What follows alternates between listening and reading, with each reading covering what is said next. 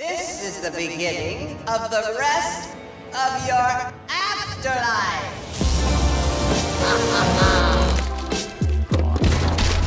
Having an acid flashback right now. Brenda, what the You're getting verified? I'm sorry, Shane. I just really need the parking. Question is, do you want to? You can lie to me all you want. You can lie to this bitch all you want. Amen. You're just doing all of this for attention. Maybe I'm just for attention. Anna Maria Marconi. And there's more where that came from, you literal slime ball. Spidey! But first, for those of you whose taste is a little more earthbound.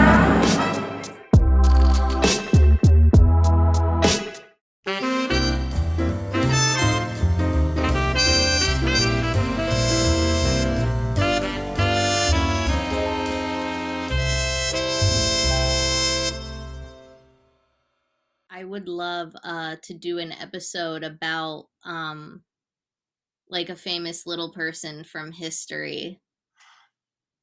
That would be super fun. Which famous person would you want to do? Oh my gosh. Well, I mean, I don't know if it's going back too far, but there are a lot of ancient little people like deities Right. that were worshipped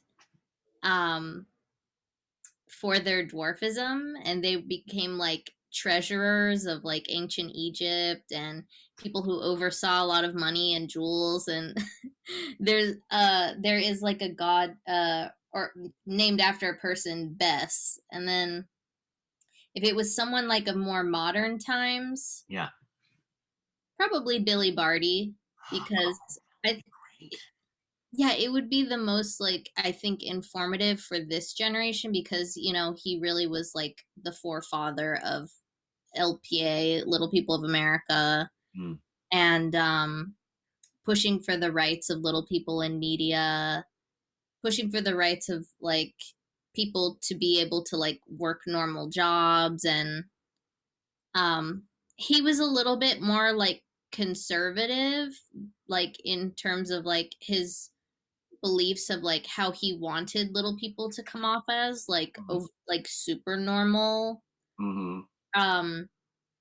But at that time I see how important that is because, you know, we're coming out of like the whole nuclear family stereotype that he grew up in. And it's interesting because he just lived such a different normal life. I think he was in over like definitely over 100 productions since his childhood in like, I don't even know, 1930s or something. Right. When did he pass away? I last saw him in 1998. Okay. And then I think he passed away not too long after that, maybe year 2000. Right. So you knew him well. I did not know him that well, but I did do a little dance with him. We had a little box step going. Oh, I love that. At an LPA meeting when I was like 8 years old or something. And they were like, go dance with him, go dance. Oh my God, that would be wonderful. Yeah, he was nice. Well, we've started the interview already. I love it. But what I want to do is I'm gonna, you know what? Everyone, Katrina Kemp.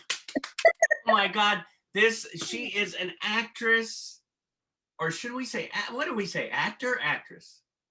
Lately, I've been saying actor because I've heard people are offended by actress now, but I am not. I will go with either. However, yeah, I'm also I do say stunt woman though. I know. No, now stunt woman, right? You do. I write that. And then you're a singer. You're a video game enthusiast. Yes. I wrote down that your energy is magnetic. I mean, you are. I mean, I look at you on screen, and I'm always like, I pause for a second. No, you do. I'm tearing up because, and I don't know why I tear up sometimes, but you have such a presence about you. Anyway, I don't know what it is. You're getting verklempt over my performance of mine. I don't even. I'm like, thank you. Well, thank you. I'm gonna have to turn this on. I'm getting too emotional because I'm getting to the point of people, and as you grow up, you play with your little Hot Wheels and you watch TV and this and that, and you grow up and you find out that the most important thing in life is that other person. And I'm just so blessed to be surrounded and entwined in this community of family. So that is what's so important to me. And when I see people that I admire, that I work with, that have that presence, I get verklempt. So You're so sweet, and you know what? You create so much family. So kudos to you. That's really hard to do. And I know we've talked about doing like some form of this for years. right, well, And we've seen each other and stuff. And every time I see you, you're always surrounded by people who love you. And you're always, doing some form of giving back and gratitude and community outreach. So thank you, honestly. well, it's a blessing for me. And to me, I don't feel like it's like I just do what I do. You say community outreach. It's just family for me. If I had to put it into one word. But well, it took a while because you were traveling around the world. You were doing. Oh, if I want to go to the actor and this stunt woman, all of that. What was the first thing that you did? When I was a kid, I loved messing around with a video camera, and my mom was always making home videos. Yeah. I would put on like little plays with friends, and we would write scripts, and I've always had a trunk of costumes, like no matter what age, like, and then when I got to high school, I started running my school's live television show by senior year. And it was kind of the same variation except with this time we were, what's it called? Sponsored by people like John Voight and the state, because we were like a California distinguished school. So our media program, would teach us how to use Final Cut Pro, how to engineer a sound booth, how to direct a live news broadcast, all the ins and outs of that. And then we would also switch off each week and do on camera. And I got so into the on camera hosting position and getting to write those scripts and just doing whatever felt fun in the moment and had to do with pop culture at the time. Like YouTube was really blowing up at that time, and so my friends and I would go out a lot and run around Hollywood because we all grew up in the Valley. And we'd look for opportunities to do on camera interviews with celebrities, like on the red carpet. And it was so fun. And then that took us to meeting paparazzi. And then like the paparazzi would text us and tell us where they were going to be. And then we would go and like see more random celebrities and people and political figures and book signings and all kinds of stuff, and just really took advantage of that. And was this in high school or right after high school? This was like when I was like 15, 16. Oh, wow. Okay. Up until I'd say when I turned 19, that's when my friend was like, you need to come audition at Universal Studios Hollywood. And we were always hanging out at City Walk, and I knew how to take the bus and the subway, and so I was like, oh, okay. Like, I started going to Cal State University Northridge for TV production, but I was also like, I needed a job. And so he was like, why not do something that could be like really fun? And so I just went, and I was the only little person that year who went and auditioned. And so they immediately like just hired me as the Chucky in the studio tour, Right.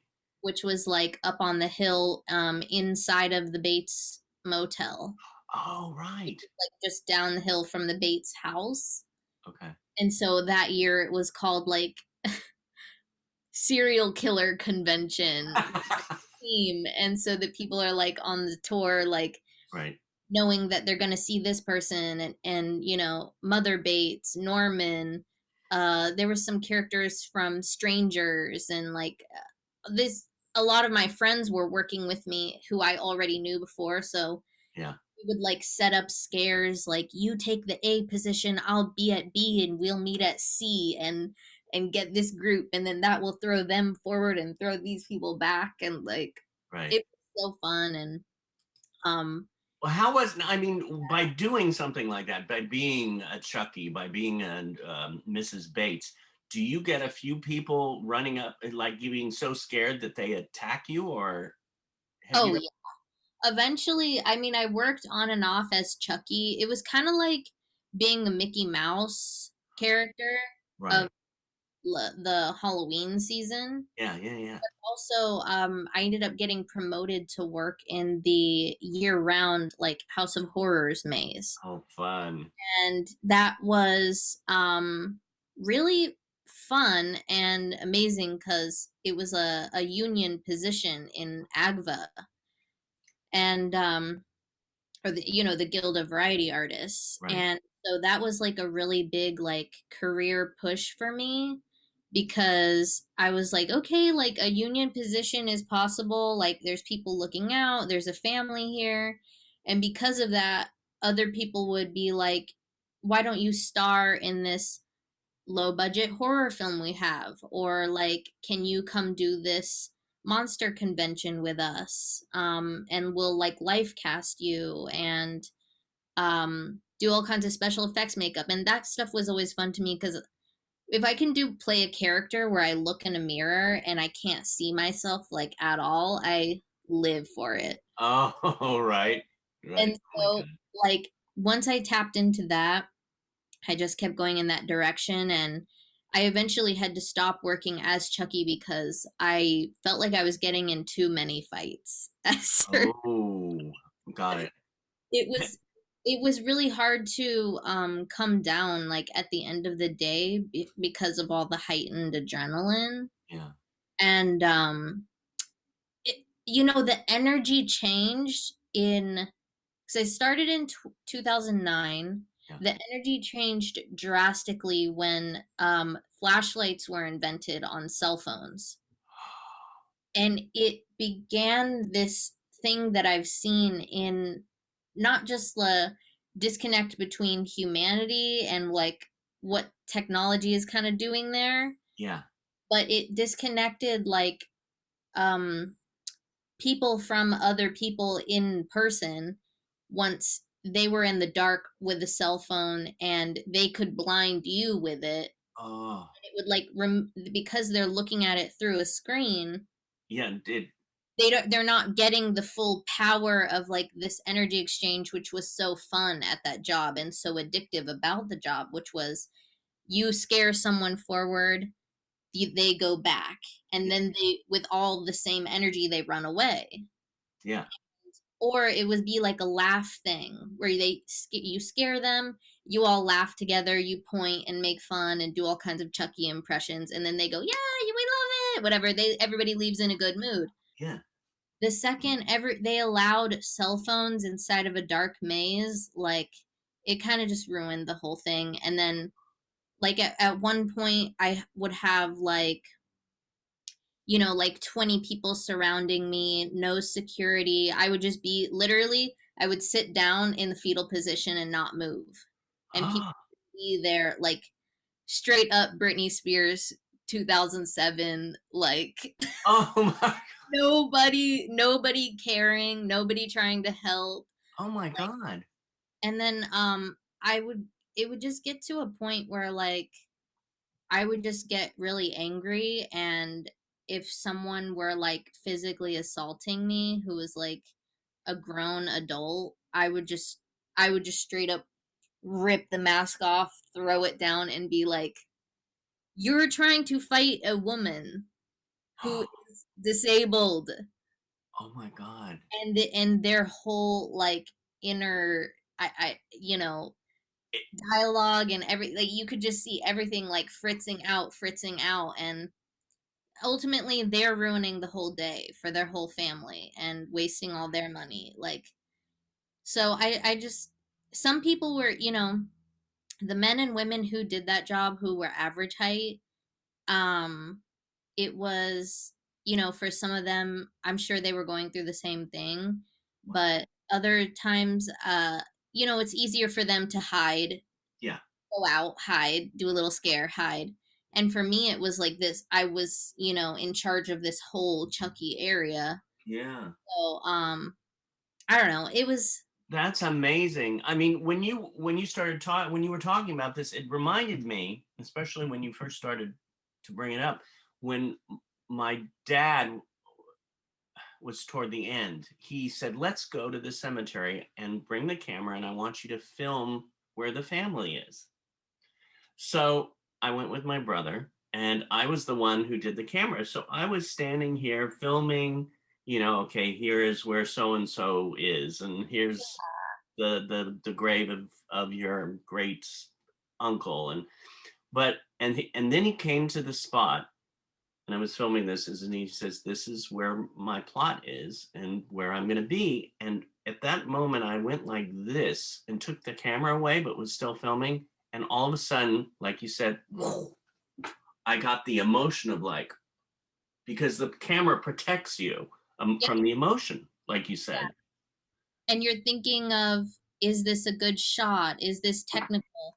Are my followers gonna love this shot of what this, and then it would turn into, do something for me, do this for me, take pictures with me, which we literally legally were not allowed to Right. take pictures or stop or, do anything like that.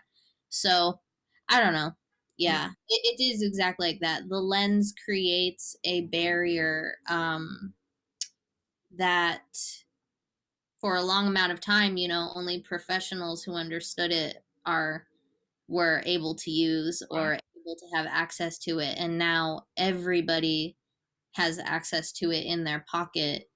And I would say, yeah, it was around 2012 when that was invented on iPhones and stuff, and Wow. it kind of, yeah, it I went. never, that's a fascinating story. I'm like, did that sort of make you go into becoming a stunt woman? I was already doing stunts at Universal as Chucky. And like I would ride around on a scooter and like on a razor scooter and like go at the crowd and like carve away and like I remember at one point like getting on my friend's shoulders. He was 7 feet tall and he would be dressed as Michael Myers. Yeah. And I would get on his shoulders, and Michael Myers doesn't say anything. He just goes like Right. at whoever. Yeah. So I would be as Chucky, like, go over there, like, being all crazy and like laughing at people and be like, like, get that bitch. Like, stuff that I probably wasn't allowed to say, but people loved it and they would be like so engaged, and it would be like a traveling show. Yeah. If you walked throughout the park, and then it all changed when more and more people were trying to get packed in. It all became about social media and Instagram, like photos, like where you could take them, and it just all changed. And from there, I just kept pushing harder with stunts and dance through music videos, and I was finding that outlet, that same Chucky, like, you know, power and like kind of like, Chucky was very machismo character. Right. And with dance, I could find that as well with my dance crew that I was dancing with from 2012 up until the pandemic, really. Right. We're called Random Acts of Irreverent Dance, or RAID, and it's just a radically inclusive group that had people of all types and from everywhere all over the world, and some people able-bodied, some people disabled, all nationalities and creatives and all different kinds of jobs, and we would all get together throughout the month and perform at this massive mashup music club called Booty LA, and Booty is basically short for bootleg mashups. Right. And so we'd make it, the whole theme was like, like pirates booty, and because it's like pirating, but it got really huge in Silver Lake over like the time that I was staying with them. Yeah. And because people in the city knew that I was there every week, they would come and visit me, and then they would come with like opportunities like for jobs and music videos and photo So shoots. they brought it to you. They came up to you from that job. Yeah, and or would like reach out to me. Well, And you know what's interesting too is I'm just hearing of all the things that you do, and you are so, what is it? I'm not like an amoeba. You or you. I mean, Chucky, you have that. You have the male part of you. You have the female part of you. You have the stunt woman. You have the dancer. So it's amazing. I recently found out there's like a ton of vaudeville in my ancestry. And I was like, oh, that kind of makes like a lot of sense. I think those things are sometimes just like in your DNA. Mm-hmm. I went like on a deep dive and found like a ton of my family members on my dad's side of the family were somehow singers, like pastors that like a lot of people followed and were like, writing things about them after they passed away, like how they always spoke their mind, and they were always out there like at a wedding, or like at the party, or they were like traveling the country, all kinds of stuff. My grandfather was a popular singer there, and he was best friends with Sidney Poitier growing up. And so I didn't even notice that he was like mentioned in his like, I get, is that a eulogy when someone passes away? Or no, that's like with a little speech you give, but Right. in his like thing that says he is like preceded by all these people, or it was like Sidney Poitier had signed the thing, and I was like, that, I wish I could hear more stories about what that time was like and how people like that inspired other family members. And Yeah. but Wow. yeah, I've never been to the Bahamas, unfortunately. And then I ended up finding a photo that was like full on a ton of people in my family doing a circus performance. And then you got involved with Berserk. Yeah. And that was super fun.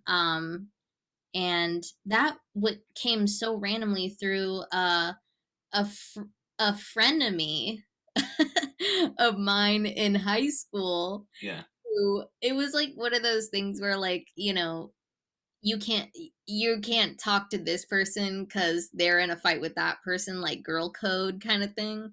I'm usually very neutral about that, so I was like, if someone doesn't want to be friends with me, I'm never going to try and force it. Yeah.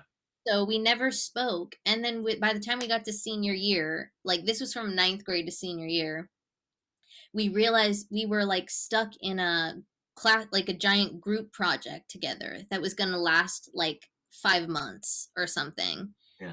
And we, throughout that course, we were like, oh my God, we are more closer than us with this other girl that was like the whole fight like began with. We had like more in common.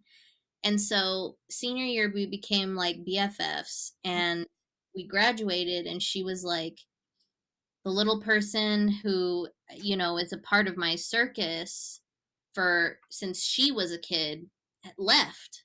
And she was like, so do you want to audition with them? And that was like my first real big audition as an adult. Got it. I was working with a director who was a director for like Barbara Streisand or something. I remember his name was Barry. Really cool guy. And he was like, the audition was just crazy, and I was like, if this is what it's like, I'm so down. But it's like the audition was like, don't use words, use these people as props, and was just telling me like what to do. And like I was, by the end of the audition, I was like climbing all over strangers, and like my friend, he like made her part of the audition, and it was so fun. I was like, if this is circus, I'm down. And so Well, you know what's interesting again, the path that you have taken have led you. I mean, you were talking about music videos. What did you did one with Rihanna? I did, yes. That actually was because I was in the circus, and so weird. I really tried to manifest things and like overthink on them if I want them really badly. Right. And I know a lot of people would say that's probably unhealthy, but No, I think it's great. I'm all about the M word. yeah, I had constantly listened to this album of Rihanna's and had gone to all her concerts with my friends, everything. And I had a dream while I was in the circus that she came to the show and was like, I need her in my video. And she was sitting in the crowd. And I, in the dressing room, I would be playing this exact album all the time, and everybody else was, you know, like more rocker and like a little bit more like edgy and goth, and you know, they would kind of make fun of me for my pop music, like that would hype me up before the show. And I was like, whatever, guys. Well, I just had this dream, so da da da da. And we all laughed about it. And then that same week, I got a call from my agent at the time, Tim O'Shea, Yeah. and he called me while I was at the circus and said, I don't know how this happened, but someone has seen a photo of you in your Cirque Berserk costume. Yeah. And they want you in this Rihanna video, like tomorrow. And I was like, what? Like, freaking out. And yeah, it ended up being for the music video for her song S&M. And it ended up getting banned in like a zillion countries. And so I was like, this is kind of cool, but kind of like, I was like, oh. I was 20 at the time, and yeah, I had to work on her music video during the day, Mhm. and then it was such a crazy like experience. She was so cool, so nice, super late, and like by the time she showed up, we had a good like 3 hours to work with her, but I had already been there like 4 hours. Oh, wow. At this point, you know, I didn't drive or anything, and so my mom just wandered onto the set, and at some point in the middle of me dancing with Rihanna, my mom, it comes up behind the director, and they're like, go ahead, sit in this chair. And she's like trying to take like a shoddy like Razor cell phone video.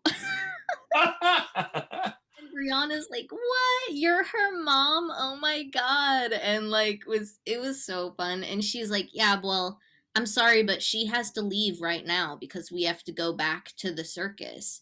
And they were like, "No, no, like can you stay?" And I was like, "There is no replacement. Like I have to go be in the show. Like there's no swing or anything like that for that show." Yeah. So, it was just like the most surreal thing that my mom was like, "No more playing with Rihanna. We got to get back." I know. Otherwise, you would have like said, Yeah, it was crazy. It was like before GPS really on phones. Yeah. And so I just like through mental memory, like somehow made our way from, I don't, some area of El Monte to like a downtown area. It was at Club Nokia at the time, the Oh show. wow, yeah. And I had 10 minutes to get my costume and the full makeup on. We were like sprayed with a paint gun every single night. Our whole body is completely white. Oh my god. And Sort of like Goldfinger, but it was the most wild experience ever. And after that, I was like, yeah, okay, I'm gonna keep manifesting and like try to keep this momentum going. And I think kind of like since the circus, things have just been like when I go for it or it comes to me, it's very like fast and like nonstop. wow. Yeah. Power of the mind. I Power- try. I've done that a few times with other jobs where I was like so intently focused, or I would say out loud to as many people, no matter who it annoyed, I should be like, I have to be on this. I have to work with this person. Did that? Have to be on this. Yeah. I would even go into an audition. By the time the opportunity came and I was manifesting it, I would look them in the eye and be like, you don't understand. Like, you have to hire me for this. No one else.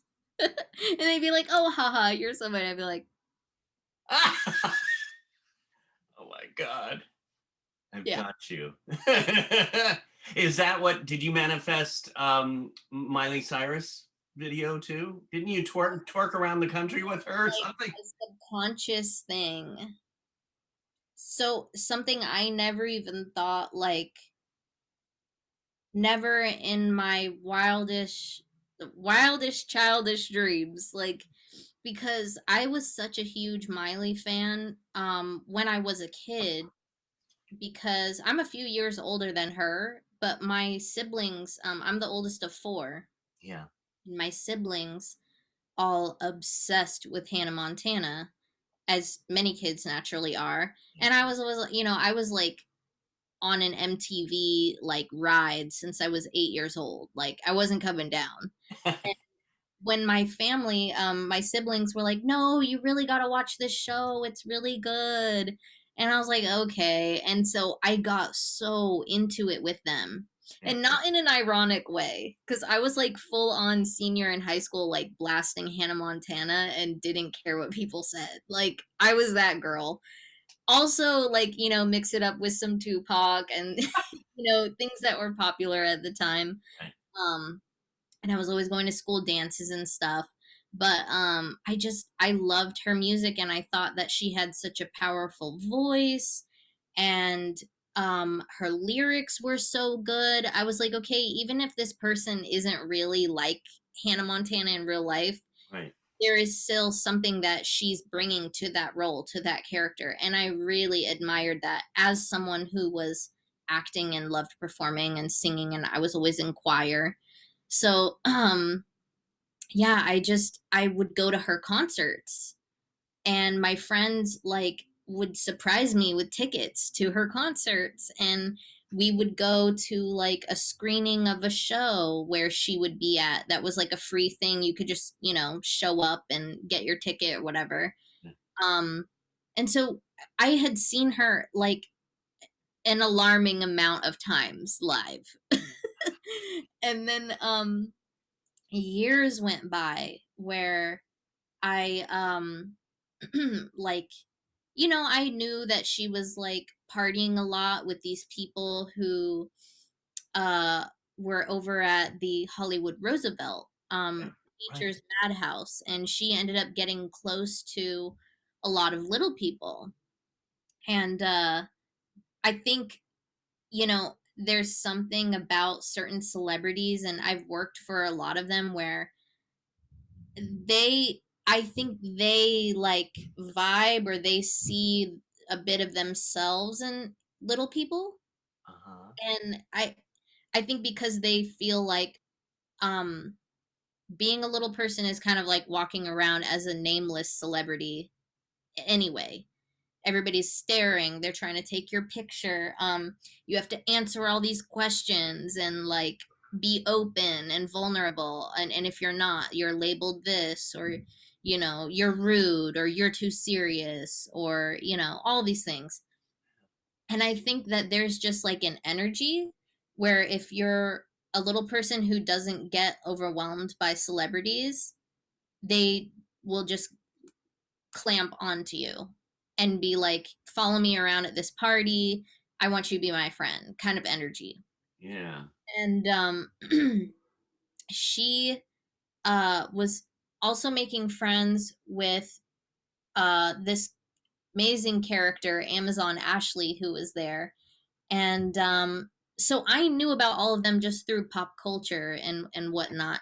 Right. And a girl who I knew when I was a kid and just grew up with through Little People of America, Mhm.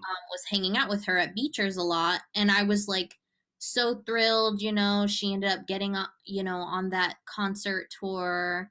And I could just see it through social media or whatever that they were traveling together the country by the time she started her national tour of this Bangers tour. Right. That was when she did the full like dance with Robin Thicke, and she's twerking, and it was like popping off. And Hannah Montana was like long gone. Yeah. And so I was that was all I knew to my knowledge. And then like summer 2014 rolls around. I'm like 24 at this time. Yeah. My uh friend Tara Jolie, who is a producer and personality on the show Little Women LA. Yeah. Which is a reality show, kind of like Real Housewives, but a group of little women. Yeah. Yeah. And also literally manifested making her my friend as a child, like obsessed with her through MySpace, because Tara was the original mini Britney Spears. Yeah. And I've always been obsessed with Britney Spears. She's a huge inspiration to me. And so like I would try to sneak into clubs to go see Tara, and you know, they wouldn't let me in or whatever. I wasn't like 18 or at the time, and finally like gave up on it. Well, so I don't know, she got my number from someone, and I woke up like jobless one morning. I was like, I don't know what I'm doing with my life. I slept in until noon, and like I get like I wake up and I see a text message and like a bunch of missed calls, and it's like Tara, and she's saying like, do you want to travel with Miley Cyrus? I need to know in 1 hour. And I was like, I just remember being like, Yes.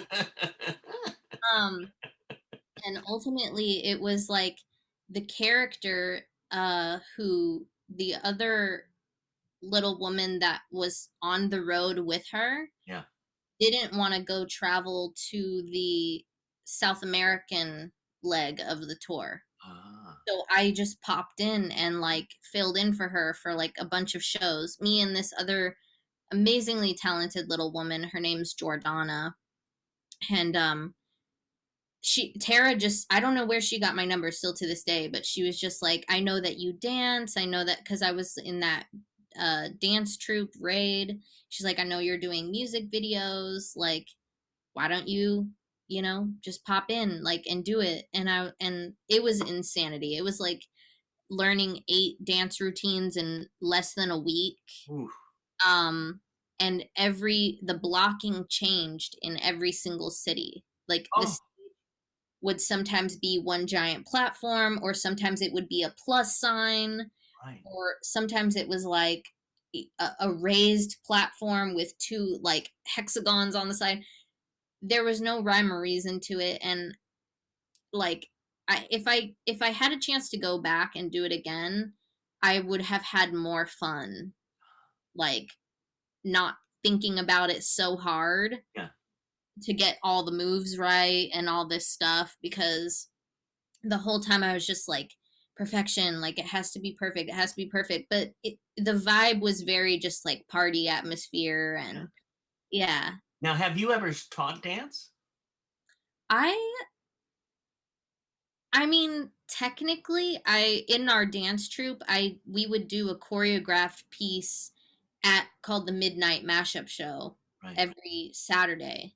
So we would get together at a dance studio during the week, and I would like in my notebook beforehand write down everything that I want it to be, Yeah. and who's gonna move where, and who's standing, who's holding who, whatever, all that stuff.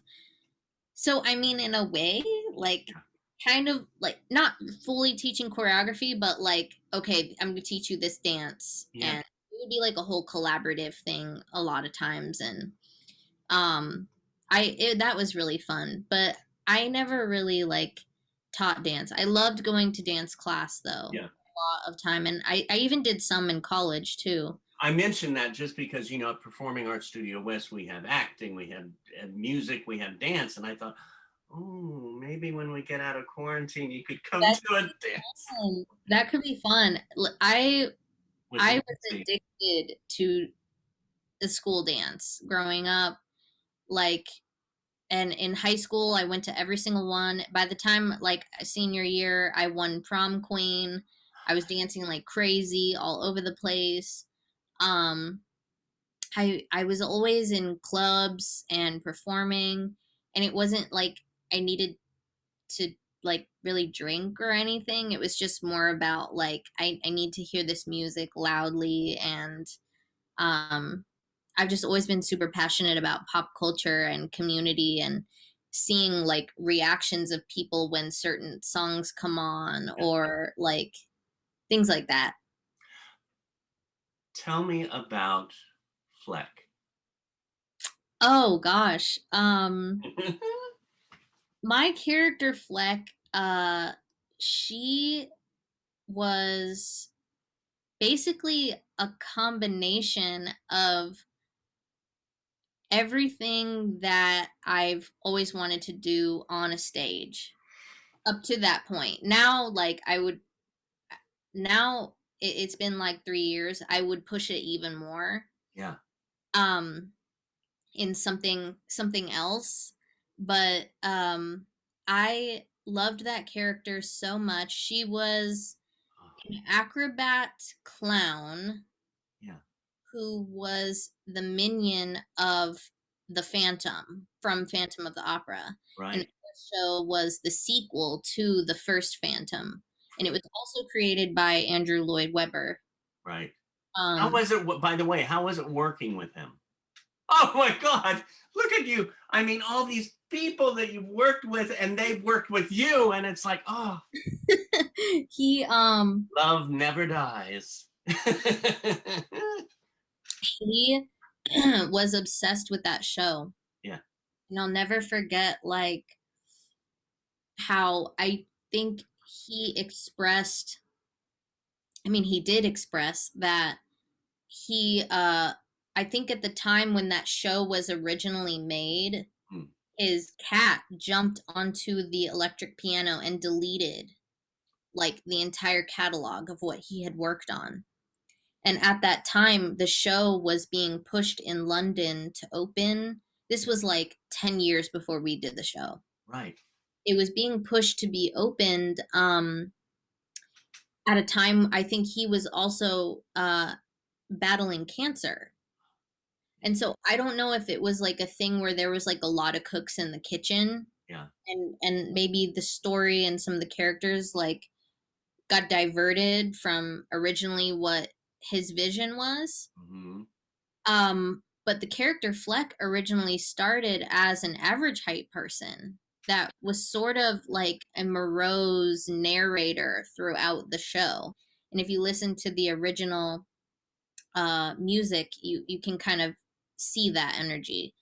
But when our director, Simon Phillips, for our version of the show, took it over and asked Andrew, like years later, you know, can I reopen this show? But like I know that it for a time it was in Australia, and he reworked it all so it had more of an emphasis, like our freaky, you know, freak show characters and circus characters all played like this multi-level layered like versions of what Coney Island was supposed to be like in the early 1900s. Right.